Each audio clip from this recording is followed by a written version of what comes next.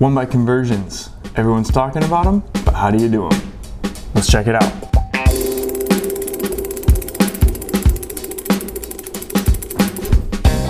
First, you want to remove your chainring by loosening the chainring bolts. These are typically an Allen key or a Torx head.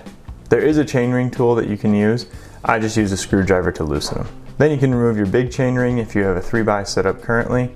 The other two require you to remove the crank. I'm just making sure the bolts align on my new chainring. Next, you want to make sure you loosen the anchoring bolts on the crank arm. This one's a little tricky because you want to make sure that you're loosening one anchor bolt at a time. Make sure you alternate each side because you don't want to loosen one entirely because it could put a lot of stress on that one bolt. Right here you can see there's a spacer in between that slot.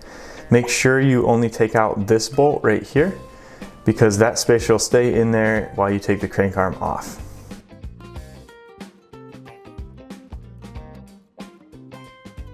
You might have to use something soft like a piece of wood or a plastic hammer to tap the crank out. Finish removing the rest of your chain rings if you had a 3x setup.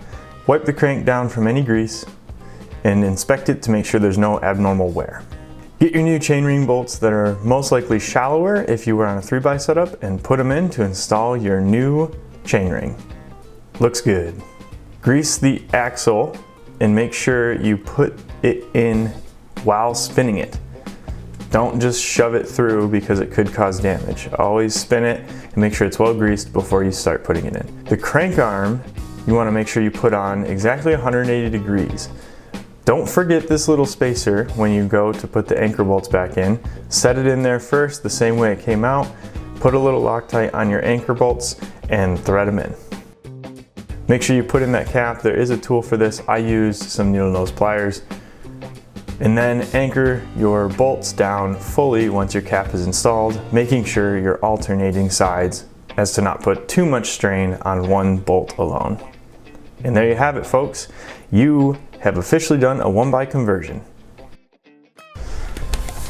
Thanks for watching, guys. I hope you like what you saw. Be sure to like and comment on this video and subscribe to my channel.